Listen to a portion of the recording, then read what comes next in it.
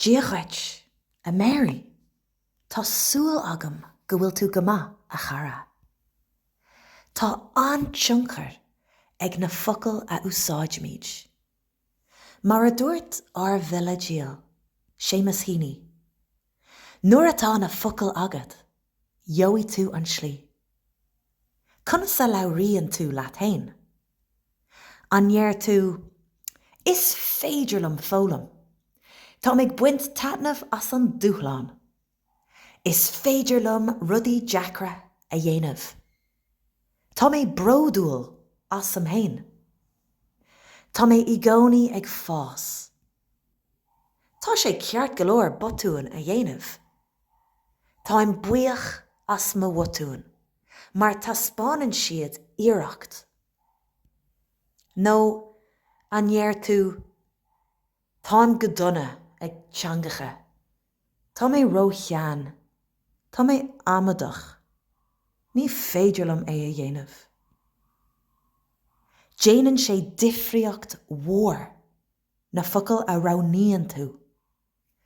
Mar is rabha é. Tá sé comá agus samhlú agus creadúint gur féidir leat. In sian a lán daoine dom gur chabhraigh an phrása seo leo. I ri tréimhse crua.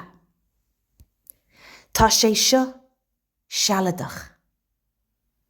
Múnan an teanga ghaeilge dúin go bhfuil mathúcháin uirring. Cosúla scamal haran folúin ó sargion. Tá sé normálta mathú inis le brí. Ach is féidir lenar ninchan dalamológ a chur uirring. Agus bréig a insint nach mahóí muid níos fear riamh. Ach mar déir an seanachal. Dá ada an lá, tagan an ihe. Níl rud bith an seo go deo.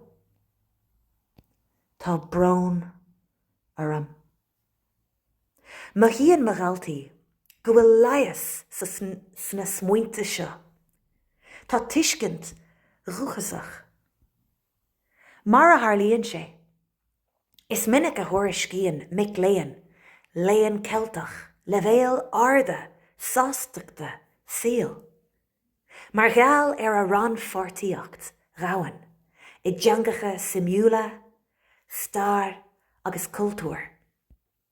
Cé nach míon na tuairistal is arde I gceist I gcónaí. Tá spáinnn taide go míon bónas foláine ard ag céimethe léan celtach. Cosúla mic léan ólaíocht sport.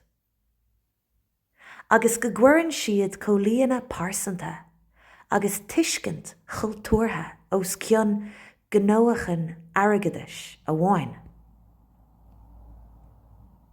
Scríomh mé dáin le déanaí faoin na mothúcháin seo, agus conas a athraíonn siad.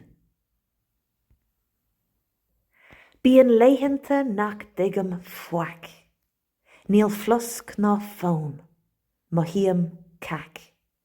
Tá gach rud trí chéile, ní cuidann lom an éile. Tá ag bá sa tro, cailam mo rá. Ach athraíonn sé sin.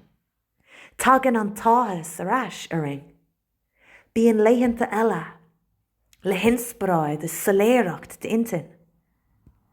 Ach níon an ghaeilge gur sealadach iad. Na tréimhse seo, gur bréagach iad. Nach bhfuil siad? Chabhraíonn sí linn, nuair atá míid tin. Chun meabhrú na rudaí bratha, a hagan le gach túir catha. Grá mór. Molly.